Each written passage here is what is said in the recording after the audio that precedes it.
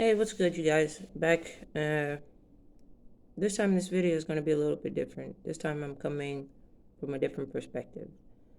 I'm going to talk about dreams, mine actually, and uh, most of these dreams are me and the Most High.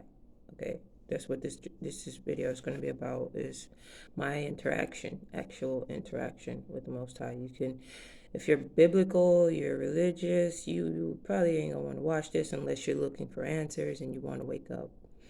Um, One of the most um, memorable, my first actual encounter with the Most High came in a dream where, well, it started off when I was little. I had this need to know the Most High. It was different from all the other kids in my neighborhood. I wanted to know the source that I learned about in church, who it was, what it was, and how it felt about me.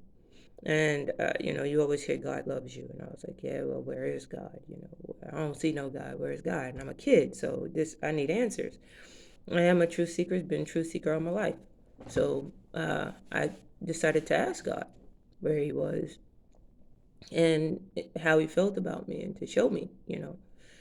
And I had this dream where the Most High literally picks me up and puts me on the throne next to him.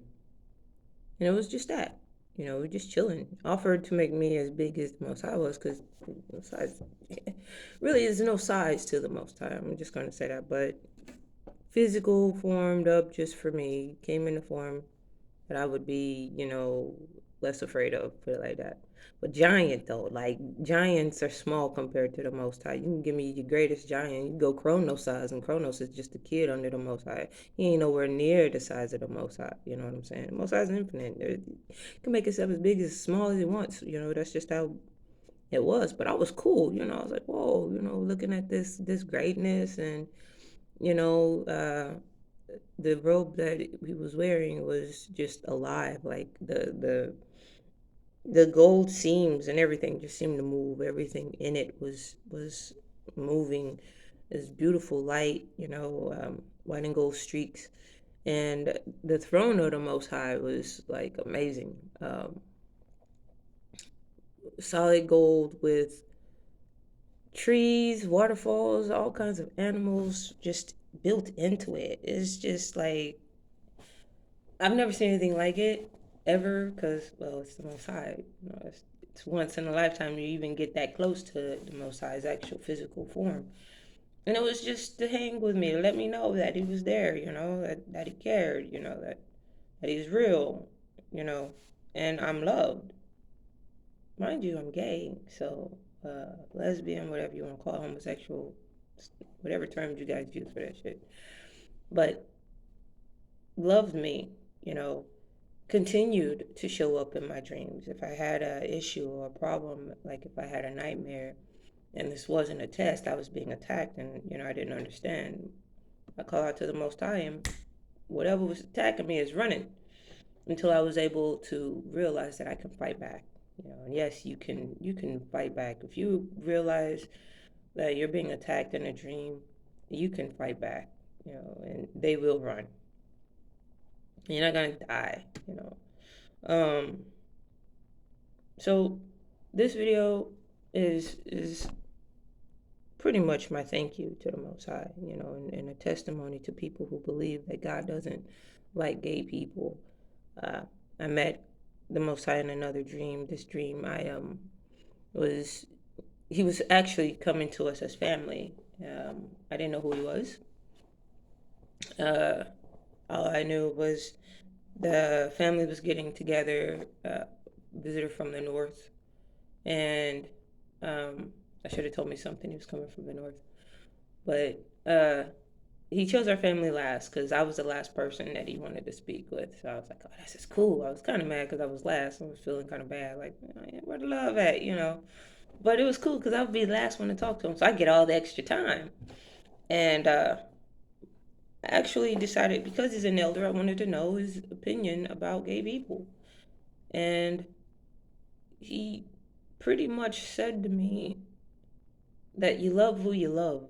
And no one should tell anyone who to love. Love is free. It doesn't have a gender specific or a race specific destination. Love is love. You love who you love. So I was like, cool. I felt even better. I felt like I could open up. We were walking through a garden when we were having this conversation. It was weird because the garden just appeared out of nowhere. Um, and that's when I realized, like, cool. I got a family member who's down with me, and he's an elder, and he's a man, and he cares. It's very gentle, loving. He had like salt and pepper wavy hair, which is common in my family. I mean, like long waves. Uh, and that is common in my family, my grandmother's side of the family. Um, so I didn't think nothing of it, and it turns out that he was sick, meaning he was about to leave this realm and go back to doing whatever God does. At this moment, I still didn't know he was God until I walked into the room and they had him on a floor on a pallet. That's what he wanted, so that's what they did. Because they kept trying to put him in bed, he didn't want a bed. So he was laying there, and he was explaining to me that he wasn't God, he was Jesus, and he chose those words carefully for people who would not be able to handle the fact that the Most High came in actual flesh. He wasn't Jesus, but he told them that. He told me something different. We had a telepathic thing. We still do. It's nothing new. I mean, talk to the Most High if you want. You can feel the Most High if you choose. Literally, you can. It's everywhere. Done. Everything infinite, always and forever. The next time somebody tells you that the devil doesn't sleep, remind them God doesn't sleep either. You can rest. You are made to rest. You were supposed to sleep, but not here. You're not supposed to sleep here. So, yeah, that's what all of that is about. So, when I found that out, I lost it. I didn't want him to leave, but he did. His body disappeared, and it didn't disappear. It became a light the size of a star, and flew out the front window. And before he left, he made a promise that he would leave us a sign uh, of his return, and that sign would be in the sky for all to see. And he was gone. I was like, man, I didn't. If you're a parent, better yet, just a child, and you love your parent, you love your parent, your parents been with you your whole life, and all of a sudden they're gone. You lose your damn mind. Some people never come back from that. I never thought I was going to come back from that. And that dream, I figured out what it felt like to lose your mind. I lost my damn mind. um, to me, God is everything, but in that moment, I got connected to the flesh, so I was all about that presence. I didn't want that to leave.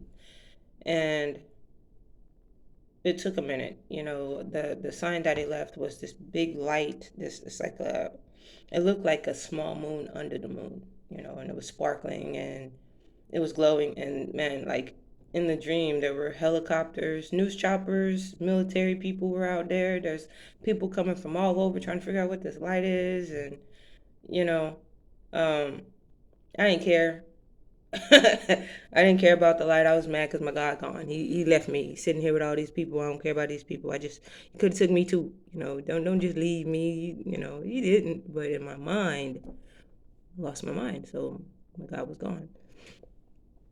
And so my cousins were trying to, make me feel better. They kept telling me, "Hey, he's coming back. Got the sign out there. It said 3 days, but it was actually two." Uh, in the dream, it was two because like I was gone, bro. Like I sat down for like in the dream for those 2 days. I wouldn't eat, wouldn't sleep, couldn't stop crying.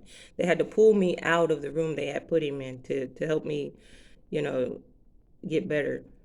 And in the doorway there was this light. All of a sudden, this golden light came through, and this imposter is what he was. Dark hair, like greasy black hair, carrying. He looks like the drunken Jesus off of South Park. That's what he looked like, but he was drunk. He wasn't all friendly. He's staggering, and I'm sitting here thinking, I know it's not God, but I need God so bad. So I'm trying to, bow at him, touch his feet, and like his feet started shriveling up, like cartoonish. you've ever seen Aladdin, his feet started to look like Jafar's feet, like really skinny. And the rest of him was fine. It was just, I couldn't touch him. You see, he was unholy. I'm holy. I couldn't touch him, and he couldn't touch me. And he's looking at me like, "What is wrong with you? Get off me! Move! I don't back away." You know, and my cousins knew what he was, and they were like trying to get me and save me from him because they knew that I wasn't in my right mind at that time. Of course, I wasn't in my right mind. That's my enemy. But that's how much I needed the Most High to be there for me, with me, because I've suffered a lot. So him being around meant so much. Um, and out of nowhere, this angel comes in and he knocks him out. Goes straight for him, clobbers him, pulls his ass out the door. And so much more happened. And I just remember hugging one of the people there was a lot of people I didn't know that came to check on me. Not my family. They weren't even concerned about the light in the sky. They literally was checking on me. And I didn't even know these people. And, but they knew me, which was weird. So apparently I was a vessel chosen to deliver the message that God lives within us. And he showed me that because as I was hugging this one young lady to, let her know that I was okay, because she wasn't buying the fact that I was feeling better, because she could tell that I wasn't feeling better, but she could see it. And so I gave her a hug to comfort her. I'm the one in need of comforting, but I'm comforting her, letting her know I'm good, I'm good. And at that moment, I felt myself just being gently, it wasn't like a shove, it was just like slowly moving, like astrally projecting wide awake out of my dream. It just wasn't me doing it. Out of my body, not the dream, but out of my body in the dream. And I had to turn around because I was, facing forward. So I had to spin back around, and I spun around, floating in midair, looking at me, still standing up, still hugging her, but I had my head down for a good couple of seconds, and then my head rose, and I was looking at me face to face, and I smiled at myself. Let me rephrase that. The Most High had taken over my body, looked at me with my own face, and smiled at me, letting me know I'm always here.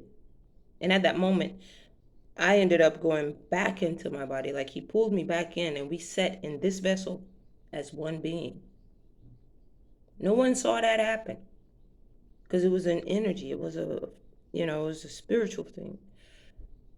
And I, at that time and now, still gay. So stop telling people God don't like gay people. And if you're gay, if you were gay and you decided that I'm going to put on this straight thing, I can do the straight thing, do it. But don't go telling people that it's wrong. It's not wrong to love who you love. You know what is wrong? Hate. Hate is wrong. Hate and animosity, that's wrong. And that's what he doesn't like. Another thing, he ain't with your religion. God doesn't care about religion. As a matter of fact, religion is in deep shit. Sorry, you guys, it's in deep trouble. You're using the Most High's name for gain and power, and y'all think God ain't real. I've been summoned to the council of heaven to report on your behavior.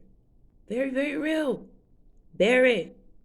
So stop telling people God ain't real. And well, not that God ain't real, because if you're an atheist, I'm sorry for you. I met one of them too. They didn't do well in hell. There's more than one. There's more than one hell. And it's just a place where impure souls go for cleansing. It's not a nice situation. You think prison is bad? Those are humans. Triliteral demons. And these demons aren't trying to leave. They enjoy being where they are. They like it. So it's a huge situation that we've been brought up in this patriarchal, diabolical system that we are all part of. You sit here and go to church not realizing you go and worshiping the very devil you say you hate. That is the devil God does not like, and that is the devil God is coming to destroy. And it's just a man. It's just a human creature that allowed a dark entity into its thoughts. Let him in. Black man. That's where it all stems from. Black men started this, and that's why they suffer so much. And they're going to continue because they refuse to take accountability for anything they do. But that's a whole nother story for a different time. Actually, that's my last video, so let's check that out if you haven't done that yet. But this one is for us, man. Love who you love and stop condemning people for being in love. And sexual promiscuity, look, man, straight and gay are both guilty of that. Okay? Both are guilty. You molest a child, that's sexual, just destruction of a mind. No, it's promiscuity. You don't know. It's a sin. And it don't matter if you're gay or straight. All right? When you're talking about what's going on in someone else's bedroom, that's none of your business. Stay out of that. All right? You're going around having sex with multiple partners and you're pulling in all this darkness and spreading all this darkness and creating all this hell. You're creating kids you don't want. That's a sin. Cut it out. Because this ain't a game. Y'all sit here and let the sun shine and the trees is green and the water's good and everything feels good, and you thinking that just because the physical world ain't showing you what's going on in the spiritual, that the spiritual doesn't exist. The devil might not sleep, God might not sleep, but you do sleep. And that's what you wake up to and you participate in and you take part in. That will determine what happens to you in the end. You don't die. That's an illusion. You transcend. You go from one place to another. And because of what's going on with the veil and all, you never know where you're going to end up. Just hope you don't end up in a line that I ended up in. Wide awake. I wasn't dead. Another story. I've been in a lot of places, not on my own. Trust me. I was guided to each and every place I've been to just to deliver to you this message. The spiritual world does not sleep. It's wide awake. You live in it daily, all day, right now. As you breathe, you're part of the spiritual world. Stop acting like it's not real. Stop acting like you won't be judged, because you will. You already are being judged. And the mindset, well, I'm being judged right now, so I might as well. You better get your shit together, because you don't want that sentencing. If you've ever been to jail, imagine hell being worse than jail, because you're being tormented and ain't nobody there to help you. They're pulling your skin, they popping out your eyeballs. It's torment. That's what they're there to do. Met someone who went through it. It's not a nice thing to do. Get your shit together, man. I'm not even from here. I came from a different dimension. I'm just a child right now under your creators. Your creators are not my creators. Your God is not my God, but he's my God while I'm here. You see what I'm saying? We're literally good friends.